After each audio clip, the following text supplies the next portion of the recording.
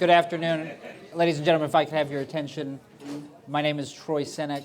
I'm the Vice President of Policy and Programs here at the Manhattan Institute, and it's my pleasure today to welcome you all, and it's also my great pleasure to welcome our guest, the Honorable Sam Brownback, 46th Governor of the state of Kansas, a career that began as I believe, the youngest Secretary of the Department of Agriculture in the history of the state of Kansas. Yeah, years ago, in a galaxy far, far away. Proceeding on to a stint as a White House Fellow in the administration of George H.W. Bush, a brief stint in the U.S. House of Representatives, and then 3 elections to the United States Senate, and then in 2010, election as the Governor of Kansas, position to which he was, of course, reelected in 2014. Governor Brownback, welcome. Thank you for being with us. Pleasure to be here. Thank you for letting me be here today. Appreciate that. I did my undergrad in Manhattan, Kansas. Kansas State University, home of the ever-fighting Wildcats, Bill Snyder, best coach in college football. And we play basketball, and then you can watch the Kansas City Royals, not to rub anything in, and they're actually a Missouri team, but most of them live in Kansas, so. All right, attentive members of the audience will notice, if you look at your program, that today's event is entitled The Kansas Revolution. And I think we can concede that even though we live in an age of political overstatement, that is not an example of hyperbole. I think amongst both your supporters and your critics, the one thing that everybody seems to agree on is that your time in Topeka has mattered. So let me, for a non-Kansas audience, just to give you a sense of this, read you just a couple lines from a column by Steve Kraske of the Kansas City Star that ran last year. Begin with one idea that Kansas Governor Sam Brownback has proposed, the elimination of his state's income tax. Then consider the many other big ideas that he's trotted out during his tenure. The notion that he now ranks as Kansas's most consequential governor ever becomes something to ponder. So, I want to get to some of those big ideas in a moment, but to understand how this happened, we should probably understand how it started. Take me back to 2010. You're coming off of a presidential run a couple of years earlier, so your visibility... Not very successful, not very memorable either, so. So your visibility's been enhanced a little bit. You're coming up on a decade and a half on Capitol Hill at that point. High approval ratings from a state where Republicans do pretty well. What I'm suggesting, there is a lot of people who, had they found themselves in your position, would have been content to stay in the upper chamber of Congress until they were carried out feet first. But for you, you wanted to go back to Topeka. You opted for an office that was term limited. None of the security, bigger ambitions. Walk me through the thought process. Well, the thought process is pretty simple. I'd given a term limits pledge. I told people that I would serve 2 terms in the United States Senate, and I had 2 terms. So, and some people tried to talk me out of it and tell you, look, everybody says those term limits thing, nobody does it. And I said, yeah, but I meant it. And then I met with one of my mentors who's a deep man of faith, and I said, well, do you think I ought to run again? They said, no, when a man breaks his word, it breaks a man. And good enough for me. So that's when I was not going to run for re-election, and then the governorship was open to run. And we put forward a lot of big ideas when I first started running, but we've even gotten done more than I thought we could running for it. I didn't think we could do all the things that we've been able to get done. Consequences to doing that, anytime you change things that much, then there's a lot of dust up in the air, and there's a lot of political consequences to it, which I was able to survive this last election cycle. But people don't like change, so you got to change a bunch of stuff.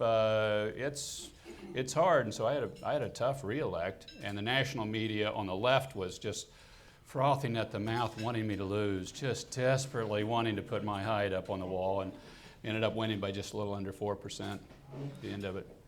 Give us a sense of for a non-Kansas audience, of the political landscape in Kansas, what you're up against? Because it's easy, I think, on the coast sometimes for people to look at a place like Kansas and say, oh, it's a deep red state. Obviously, he should be pretty safe, but your predecessor was a Democrat. Kansas historically has sort of been known to have essentially sort of two Republican parties. That's correct.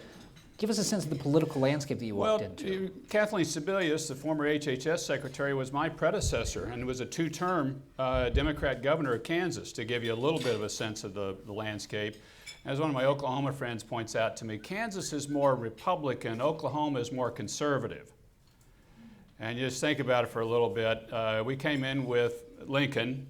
We've been Republican since, but you've got a lot of moderate wing in the party, and so essentially you had a three-party system in the state. You had moderate Republicans, you had conservative Republicans, you had Democrats, and then you had a parliamentary system operating in the state house of Kansas. In the state Senate in particular, you had the moderate Republicans joining with the Democrats and forming barely a majority to operate the state Senate, which is unusual in this country to find a parliamentary system working, but in effect that's what was taking place. So the first midterm election, there was a lot of conservative Republicans that I backed to defeat moderate Republicans so we could get control of the state Senate and move things on forward, and that did work. But they didn't leave the state, so when I ran for re-election, I had 100 former elected Republican officials come out for the Democrat in the state. And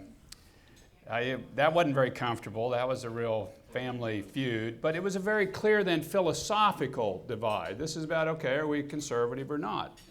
And I was able to win through that cycle. Change is difficult. Let me list for you some of the things that we've done in the state. So we've dropped the income tax a third, the income tax rate a third, and we've gone to zero on all LLC and sub-S pass-through income, and that's to really stimulate small business growth. And that has worked. We've had a record number of new small businesses formed in the state. But when you cut revenue at a state level, you got to cut your spend too, because you have to balance the budget every year. So we've had to deal with our pension system. Our pension system was in the bankruptcy zone. We've gone to a defined benefit system for new hires from 2015 going on forward. We went to managed care for all of Medicaid. So 100% of Medicaid now is in managed care system. Still grows, but we've cut probably $1 billion off of the growth in the Medicaid system. We put a property tax lid in place, did paycheck protection plan. We did away with the teacher mandate for tenure on K-12 teachers in the state of Kansas. We're down 3,000 state employees. We've done welfare reform, work requirements that's tripled the number of people getting out of poverty. I've signed 17 pro-life bills in the state of Kansas. We've done water law changes in the state, because that's a big deal. And we're at a record number of private sector employees in the state, in spite of the oil and gas economy being bad, the agriculture economy being bad, and us not selling very many small planes, which are the anchors of the Kansas economy overall. We're still at a 3.9% unemployment rate and $10 billion in new wind investments. So those are some of the bigger things we've done. Let's talk about the tax piece of this for a moment, because I think this is the thing that everybody around the country, if they only know one thing about your tenure, it's usually about the tax cuts. And these cuts that you describe... No, I'd say they know that the media doesn't like me. It's hard being a media darling, but... Well, these cuts, you've been clear throughout, were, as a preface, the ultimate goal of abolishing the state income tax in the state of Kansas. Big changes already, even bigger changes coming down the road if you have your way. For the kinds of people in a room like this, if somebody walked in saying that they were the incoming governor of California or Connecticut or New York, it would make intuitive sense why you would want such a dramatic overhaul of the state's tax system. Why did you think it was necessary for Kansas? We were losing too many people to Texas. I like beating Texans. I don't like losing to them, and we were losing too many people. People would make good amount of income, and then they'd move for 6 months and a day to Texas or Florida. I got tired of it. I mean, for a state like ours, so we're 1% of the U.S. population. So this is not a big population state. When you lose people that have high income and then they're big social contributors into the fabric of the society, this is a big loss for us. You guys have, okay, you got a lot of people like that in New York, but not so much for us. And plus, I had seen this all over the country. When I traveled running for president, you could see in various places across America the differences on income tax policy. Income taxes. And I'm not talking about sales, not talking about property, I'm talking about income taxes. You can look at New Hampshire and Vermont in this area, or my favorite is actually Sioux City, Iowa, or Sioux Falls, South Dakota, and Sioux City, Iowa. Okay? None of you guys know where any of those places are, but us from the Midwest, South Dakota's zero income taxes. Iowa's, I don't know, 8%, something like that, income taxes. All the new construction's on the South Dakota side.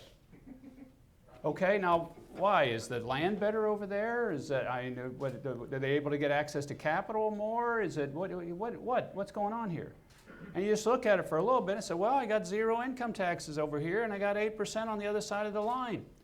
So, you know, and I looked at that and I said, now Kansas City is a perfect place to look at this. I believe it's the only city in the country that's virtually equally divided between two states. 55% in Missouri, 45% in Kansas, they're pretty comparable of the two.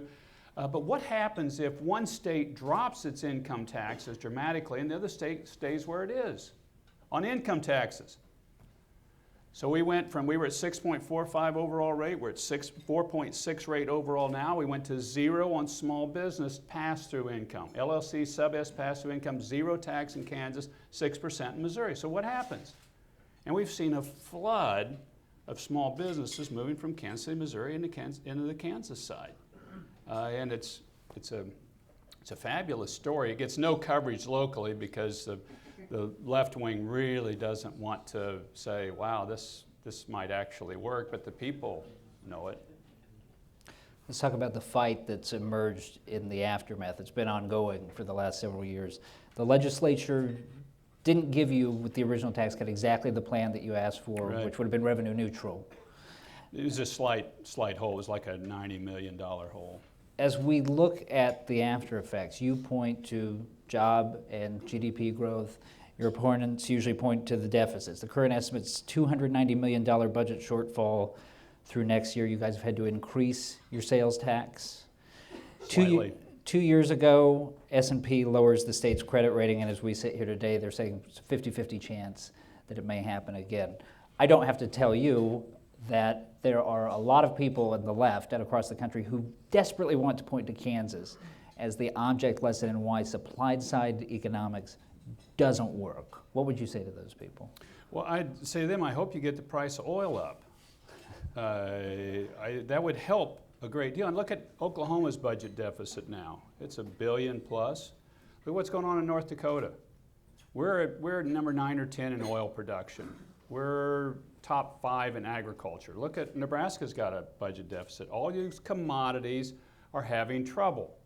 And then our manufacturing sector is small aircraft and jets. And we also do the Boeing fuselages, and that's been great. But you're still not selling very many small jets anymore. So the 3 major legs of the Kansas economy, all of which are struggling. That doesn't satisfy me. If you look, though, at what has actually happened with the tax policy, this is the bright piece of it, but it has no impact on the global price of oil or wheat. None. 0. And that's where our struggle has been.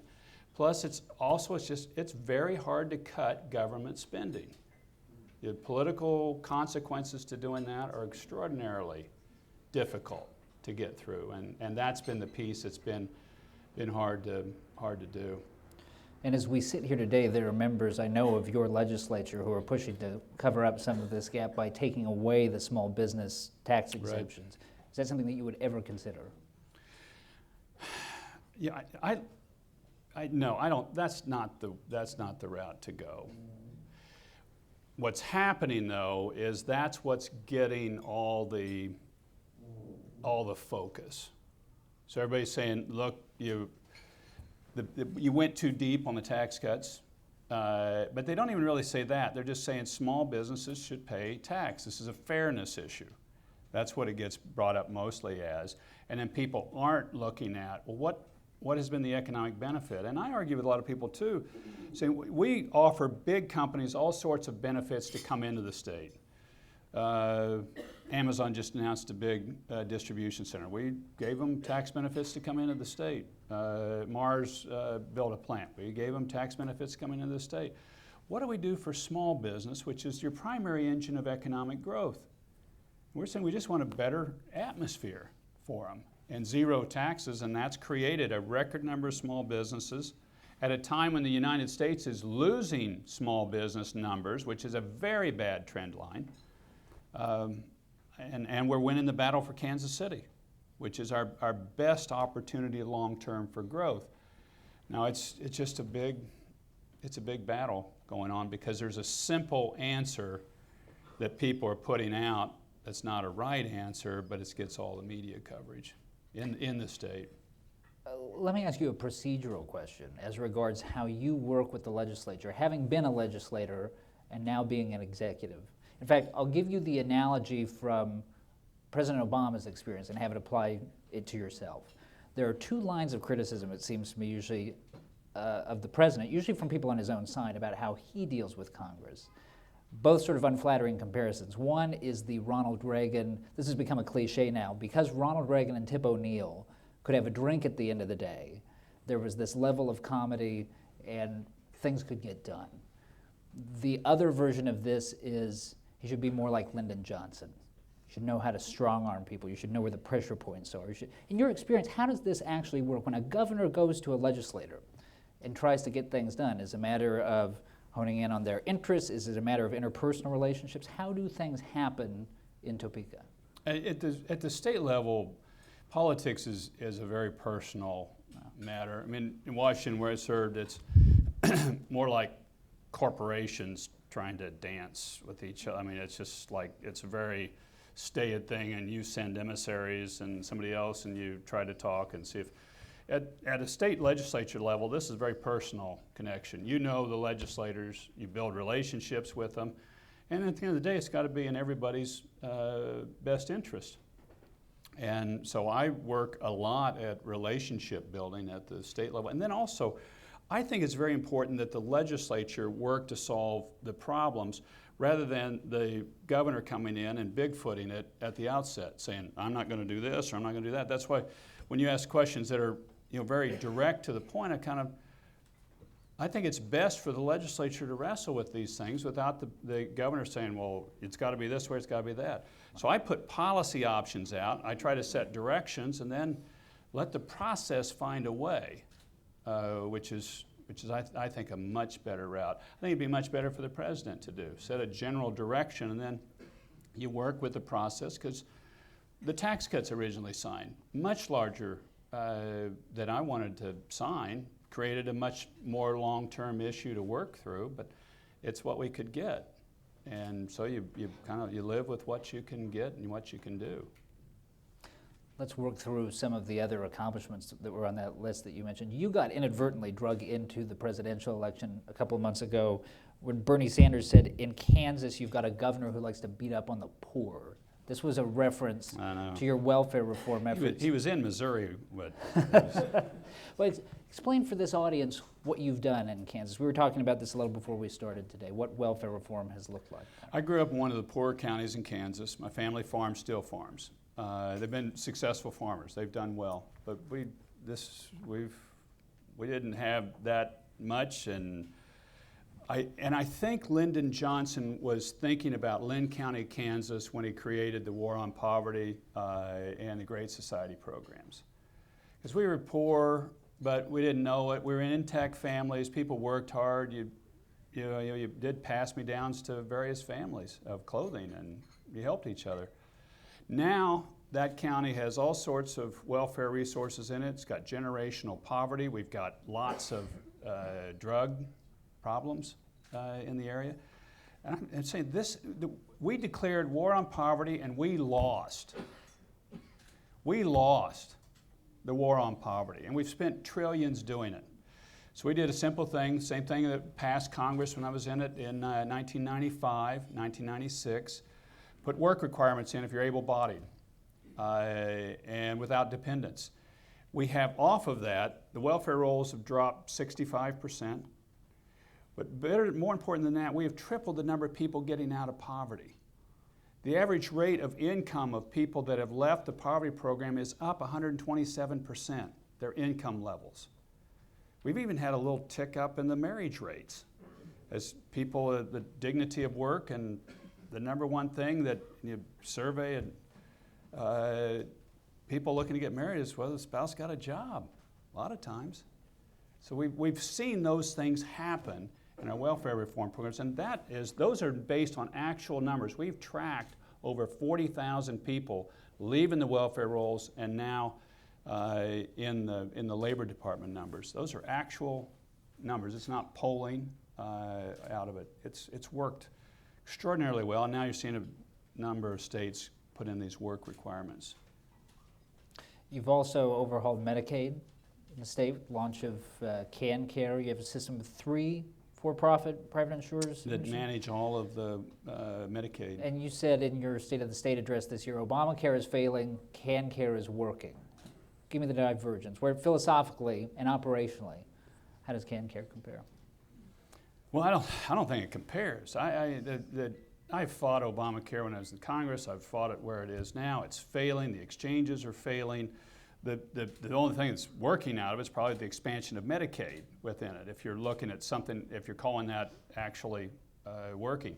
CanCare, we have added more people that have come onto the Medicaid rolls. We're up about 20,000 people. But we bent the cost curve down about $1 billion. It's still going up, but it's $1 billion below what they'd projected it when we had fee-for-service and 20% of it that was the highest cost piece of it. So we put everything in managed care with it, including behavioral care. So because a person they have physical issues, they have behavioral issues in it as well. And we're getting better outcomes too. We're having fewer emergency room visits and more primary care doctor visits with that system. So now you're seeing a number of states go to it as well. It's still, it's not a full panacea by any means because you've still got a growth in the cost of your health care. We're taking care of people, we're doing better, and I think this is a much improved system and way to go. Governor, I want to know, as does probably every red-blooded conservative in this room, about a position that you created in your administration which verges on the world of conservative fan fiction, the office of the repealer. Yes, Explain sir. that. Well, thank you. And what we did is there are people advocating for laws in legislatures all the time. That's just normal. That's the nature of a biological entity that grows. It just wants to grow, and so they get more. So we thought, well, let's try to create something that's a back push to that, and let's create an office of the repealer, somebody that will advocate for repealing laws. And I'd advocated with the legislature to create committees for the repealer. This is the Committee of Repealing, but that didn't get through the legislature, so we didn't get that piece of it done. And initially, the first couple of years, we repealed a number of laws that were antiquated, and since then, it's fallen off of a lot of activity. And the laws we were able to repeal, they didn't have big economic impact, because the bigger ones, they have proponents and opponents, and it was harder to get some of them to go through. So I think it's still a good idea. Operationally, it hasn't had the oomph, the impact that I'd hoped it would. And so now what we're really focused on is getting a Kansas Business Center up and going where any business in the state can go 24/7 and register. And once they're into that system, they're into the regulatory system in total at the state. That's what we're working to create now, because a small business just gets suffocated by all the regulations that they want to comply with, and they have no idea where they are, and they have to hire too many lawyers and accountants and too much cost. So you're really killing the long-term goose that lays the golden egg in small business. So that's where I think is probably near-term for us the better answer on getting something there to help small business not be suffocated by regulation. And they're getting suffocated now. It's bad. Look at your numbers nationwide. Big business can thrive in this environment when you have a cost of compliance that favors them versus small business. Let me turn to a couple issues now that are on the front burner for you right now, one of which is education. You mentioned in your State of the State speech this year, quoting you here, education in the 21st century can no longer be based on 19th century models. And you've essentially tasked your legislature with, it seems to me, rethinking education, or at least education financing, on as broad a basis as possible. Tell me what you'd like to see education broadly, because obviously this falls to the legislature, what you'd like to see education look like in Kansas when this effort's done. You know, I'd love to see a young man or woman, when they go graduation night across the stage in Kansas, I'm looking at outcomes. I'd like to see them be able to get into a state institution, have an ACT score that gets them into a state institution, possibly have a year of college already under their belt, if they want to do that, or a technical skill under their belt, an industry-recognized technical skill. That's what I'm pushing the system to yield, and you can do that. The state has stepped up. We pay for all technical training for everybody in high school. If you say you want technical training for welding or CNA or plumbing or IT, state will pay for 100% of it, and we've tripled now the number of people enrolling there. But I think what we need to do as a state is use the school finance system to really push outcomes. Because we've had this state finance system that's been in place for 22 years that we just repealed and went to block grants for a 2-year time period. And I think we ought to use those monies to push merit pay for teachers, to push us getting higher number of kids in 3rd and 4th grade that have reading skills comparable to grade level, to push high school graduates, more of them being able to enter a 4-year college when they come out, and more technical skills. And that's what I'm pushing the legislature to do. Yes, let's use the money to push and get outcomes that we want to see happen. You've also got a debate going on right now over the appointment of judges for the state Supreme Court. Most people who do not follow how this operates at the state level probably assume that in most places it's just an analog to the federal level, that the executive puts out a nominee and the upper chamber of the legislature votes on it. This is not, you have a system in Kansas that is sort of unlike anywhere else in the country. Yeah. Explain the fight that you're having over this. Well, it's actually called the Missouri system. And the system is that I get 3 nominees coming from a commission. The commission is 5 appointed by the bar community, 4 appointed by the governor. I have to pick one of those 3, or the Chief Justice of the Supreme Court picks one of the 3. If I don't pick one of the 3, the Chief Justice does. And you're looking at it going, this is dominated by one industry association. That's why I've been advocating. We ought to go back to the way we used to do it. We used to elect Supreme Court judges. About 1/3 of the states elect their Supreme Court judges. A lot of times I'd like to see the federal system, but I've pushed on the judiciary for years not to get involved in policy issues, and I've failed wholly on this, as most people have. I think it's just time for them to have to face the public in an election. If you're going to get involved in policy issues and there's no way to prevent it, then you need to stand out here and face the public and run. And so that's what we're trying to change it to, but that's not, we've gotten it through one house and not another. And I'd like to add here too, there are a lot of things I'm putting out in front of you that I've laid out in front of the legislature, and I haven't said clearly that you need to do this or you need to do that. I present options. So any degree that I'm laying things out here to you and saying it has to be this way and somebody interprets this as I'm going to veto it if it's not that way, that's a false impression. I don't want to leave that with anybody here, because I think you really got to let the legislative process chew through this to move it forward if you're going to get an answer that's durable, that people will buy into. You talked about, especially in your early days in office in Kansas, the idea of your efforts there creating a red state model, sort of a template that could be followed. How would you, at the principles level, how would you define what the red state model looks like? I think it's a freedom model. I think it's low income taxes to no income taxes. So it's a pro-growth model. I think it's one that really tries to get the cost of government down and pass those savings back to the public I think it's one that's opportunity oriented, so that you come here, the regulatory environment is certain, is simple, and you can get in it and grow. And I think it's one that's attractive, so that it's why people leave California to move to Texas. If any of you have been in Houston in August, you don't go for the weather.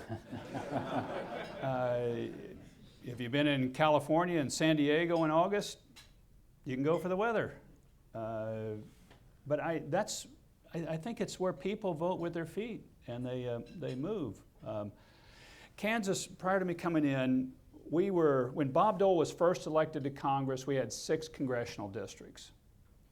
One man's political career. We're at 4, headed to 3 if we don't change our trajectory. We could cut in half the number of congressional members that we have in one man's political career. And Bob Dole may run for president here. He may be on the convention ballot. I'm thinking he may be a compromise candidate if Trump and everybody else doesn't work it out. He's still ready to suit up. But I say that because we had been on this longbward trajectory. We were at 28th most populous state in the country. We're now at 32nd, headed to 33rd and down. You got to change the model. And that was us being a high income tax state in the middle of the country. So I'm saying you got to change the model to get people to come in, and you got to create a dynamic model that creates jobs, private sector jobs, not public sector jobs. Nothing wrong with a public sector job, but you've got to pay the taxes. You've got to have a higher tax rate to pay for that. And we're starting to see some of the fruit of that. It takes time. And at the same time, you've got to deal with your spending size, because you can't borrow unlimitedly when you're at the state level or print money yet. I'm not asking to print money, but that's really what I'm talking about on a red state model. Since this will be the last question before we turn it over to the audience, since you brought up the prospect of the convention floor,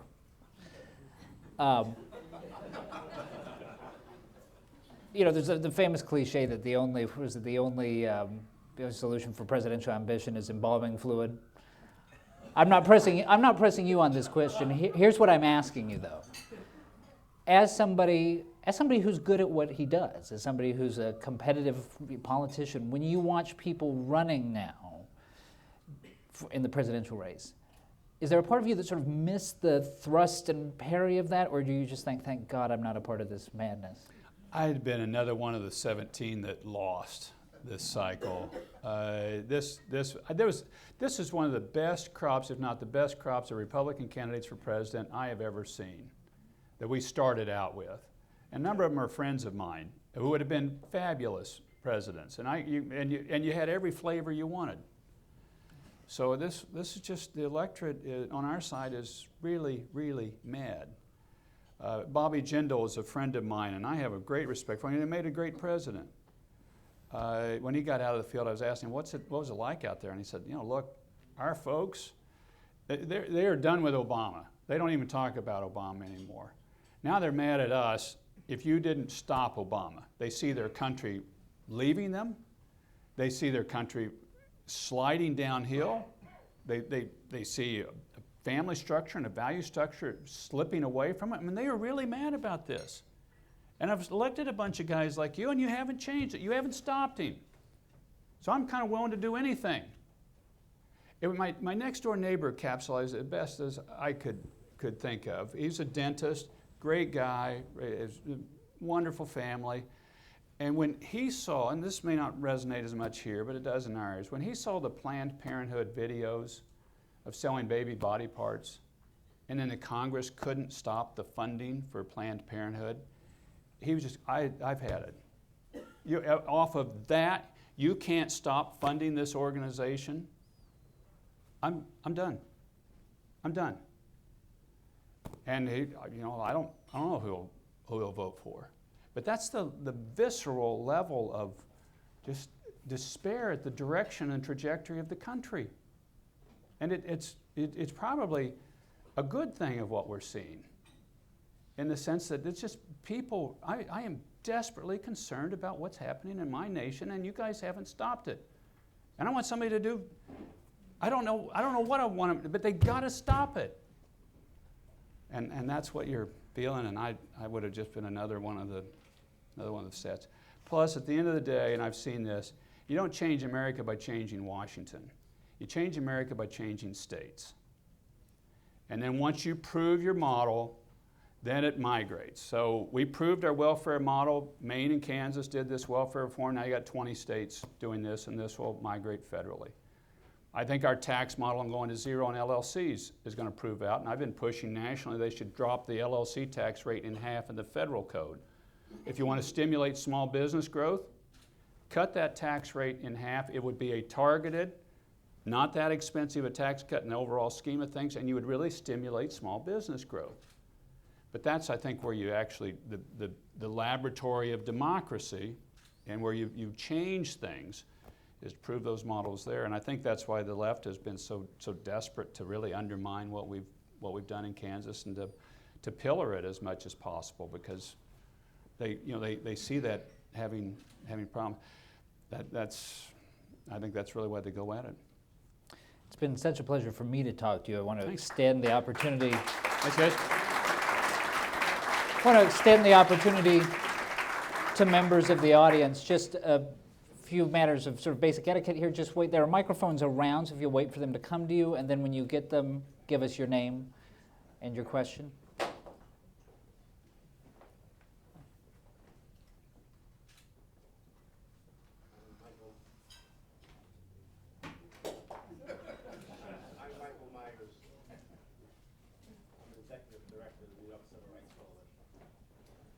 Why don't you stand up, sir? Do you mind? It's kind of. Sounds like Michael Myers, Executive Director of the New York Civil Rights Coalition.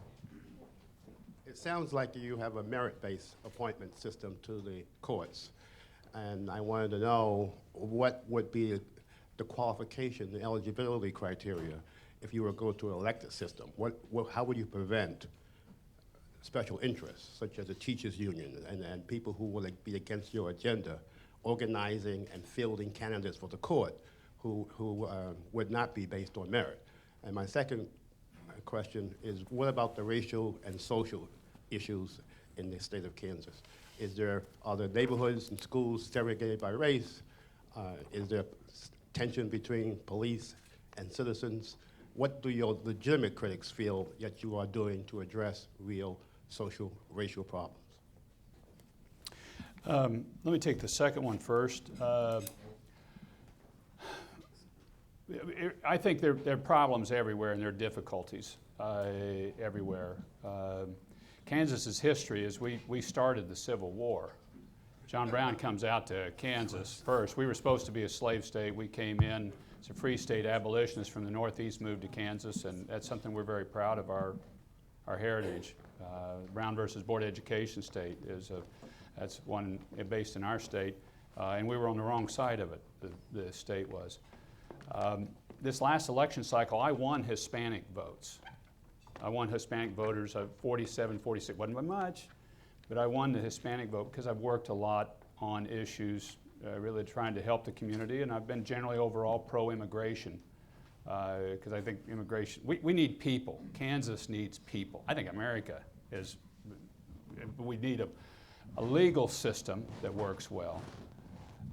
And then I lost the largest African-American community. I lost by 10,000 votes, and that was a big victory, because I normally would lose that area by much larger margin.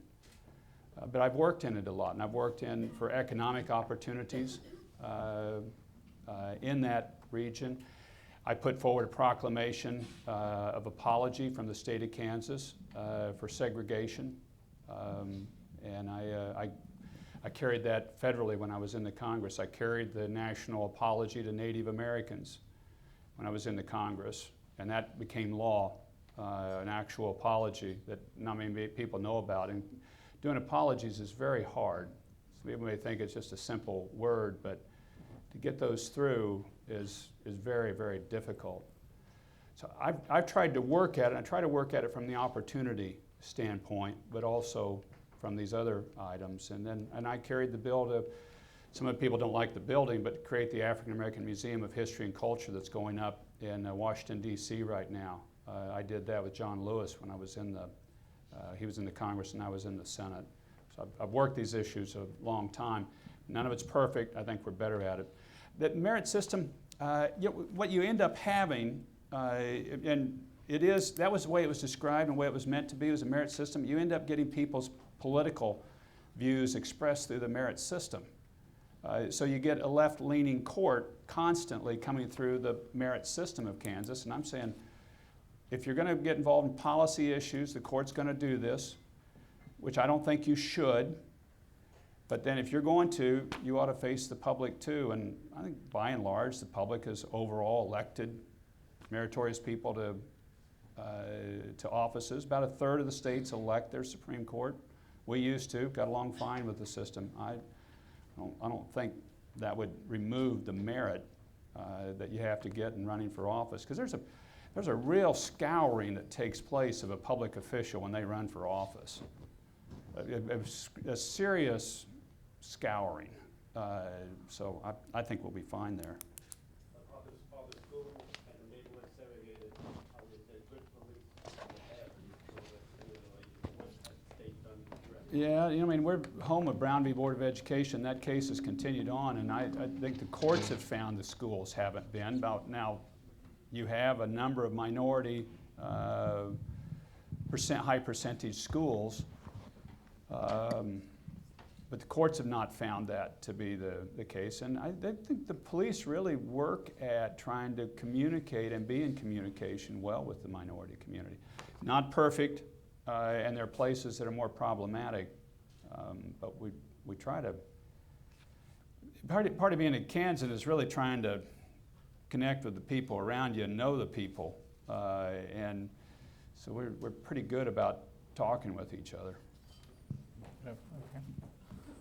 Hi, I'm Junior Doan on Common Sense with Junior. So this is an opportunity question. I'm always into opportunity. Say 24 years ago, 92, Ross Perot ran on a wave of dissatisfaction, getting, I think, roughly 19% of the vote. In the intermediary years, this dissatisfied group is larger, has grown. So now that we are where we are, and you've had such a distinguished career in politics in so many different branches, where is the opportunity to ameliorate that and make for a better outcome? If I had an answer to that, I would be a big consultant right now, I think. Ross Perot did very well in Kansas. He got a lot of votes and causes HW to lose in all probability. When the Tea Party group came in, instead of splintering off, they came in the party and they expanded the party. It was kind of there was a ruffle of it, but they did pretty well. And I think that's the hope with the Trump group, is that they'll stay within the party structure, even if they don't get what they want, and do what the Tea Party group is, which is expand the appeal and expand the base of the party. Peggy Noonan wrote an interesting article about, she says this is a security election, and the people that Donald Trump appeals to are those that have lost their security, economic security and lots of other, and there may be some accuracy to that, and they're feeling that loss through trade or other things. I had a British consul general in the other day saying that, that Donald Trump and Bernie Sanders, their message is the same. The policy prescription is different, but the message, just compare it. They compare words. This is the same kind of economic populist message. And I don't want to agree with that, but let me think about that. And maybe it is. Military leader suggested an op-ed in the Wall Street Journal the other day? I really question if that could come off of somebody coming just completely out of the blue into it.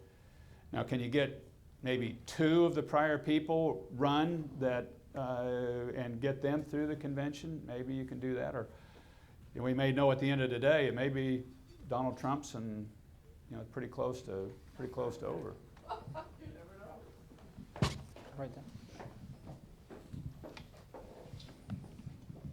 You had talked before, I'm sorry, Eric Magnuson, by the way, about lowering the taxes to basically zero for small businesses and seeing the influx of small businesses coming across the state. You also talked about the Office of the Repealer and having some success but not fully realizing it. In order for a small business to get started, is it still difficult within the state, or has that improved through the Office of the Repealer, and is there more upside there? What's improved is the taxes. So I saw a guy walking out of church on Sunday that was saying, hey, look, I'm with another guy. We got a little consulting business. We're engineers. And you've helped me because you went from taxes from 645 to 0.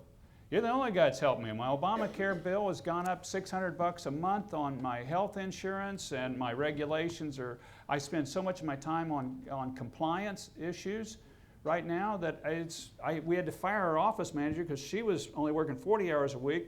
My partner and I working 70 hours a week, and she was making more than we were. So, but at least you've helped me because my taxes are down. I've got a little more money to work with to deal with my compliance costs and other things.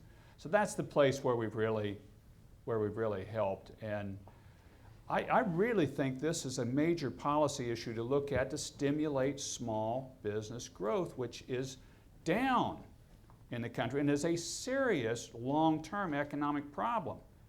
That's like having big trees in the forest, but you don't have any little ones growing up. That, in 20 years, you're in real trouble. Some of the big ones start tipping over and you don't have anything underneath it.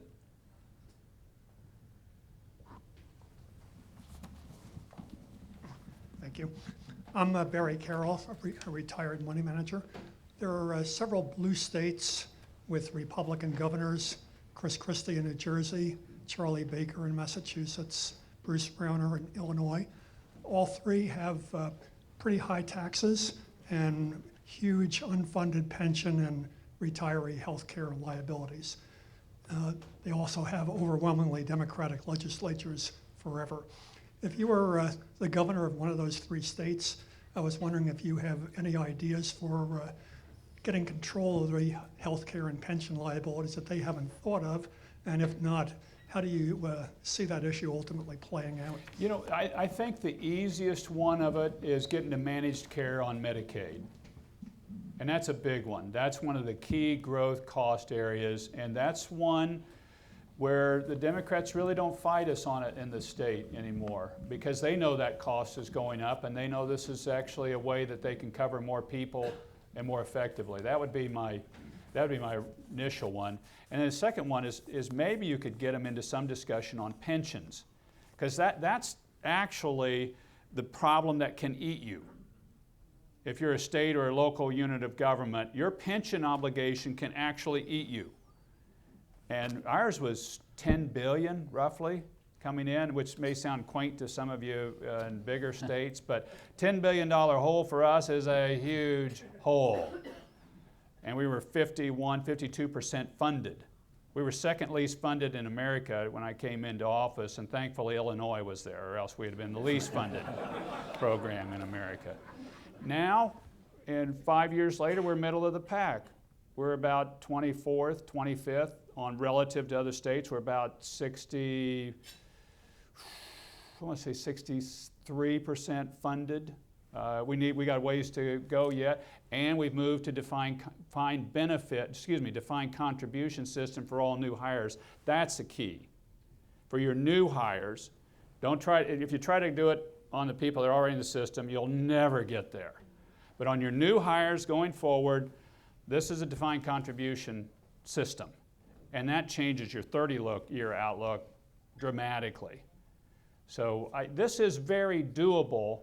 And I would hope really some of the blue state legislatures would look at that and say, look, Detroit took bankruptcy. What's Chicago's pension obligation? I mean, I think they're 30-some% funded on it. They're going to build a casino to deal with it, but I don't even know if in Chicago that would work to do that. But I think those two really are ones that you should be able to get some coalition around to move those forward. They're very sensible. We're not doing anything different than anybody in the private sector hadn't already done for 30 years. So this isn't anything new. This is just migrating a practice that has been proven to work in a private sector into the public sector. We got time for probably one more. My name is Jerry Weil.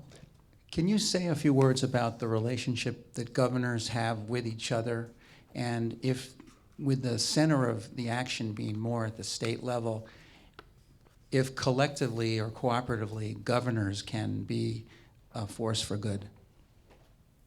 You know, it's a very good relationship between governors of your same ilk, if I could probably put it best that way. We've got, I think, 30 Republican governors, a number of us conservatives, and we watch each other a lot, and our staffs talk to each other a lot, particularly if somebody's got an idea in a certain area, or as what happens as much as anything, you get an early innovator and you watch where they stumbled. And I want to go that same way, but I don't want to hit his same hole. And I've hit most of the holes. So we get a lot of people calling and saying, how'd you do that? I don't want to do this piece of it. And I accept that because I was willing to do that, and I thought this was really important, and I love my country. And I'm so opposed to it continuing to decline. I mean, I cry when I look at some of the things that I see in the nation. But the answer isn't to cry. The answer is to dig in and, okay, how do we fix this? And you're going to have to take some risk in the process to do that. And you're going to make some mistakes. There are going to be some things that aren't going to work as well as you'd want. And you're going to have to make adjustments. And you got to deal with bond rating agencies. You got to do this, you got to do that. All of which are good. But at the end of the day, this is how you remake the nation. And then if I could end on this note, in Dante's Inferno, there is a special place in hell for politicians that are given power and don't do the right thing. Are you familiar with this piece of it? So I read through that and I'm going, wow. And politicians, by and large, for a good portion, are as risk adverse as we can be. Because I don't want to get out there and to get into problems, but we are in such a deep difficulty as a nation. And this is such a great place. And if America doesn't lead, you know who number 2 is to lead? I mean, what is it? China, Russia? Is that where we're headed to? I mean, the Brits probably don't have the capacity to do it. The Chinese would love to do this. Are we going to trust their moral structure to lead this world? You know, the options here aren't really great. And this is our time. Tony Blair spoke to a joint session of Congress after 9/11 and gave one of the most patriotic speeches I've ever heard, American patriotic speech. It was fabulous. One point in the speech, he goes off script and he says, I know there's some people in America, in New Mexico or Idaho, a place I haven't been to, I'd love to go to, that are saying right now, why us and why now? Why must America do these things and why now? And he'll say, because it's your time and it's your calling. This is an American moment, and it continues to be an American moment. And we can do these things. But you're going to have to, you can't keep going the way we're on. Somebody's got to start cutting the way out of the woods. So that's what we've been doing. Thanks for listening to me. God bless you all.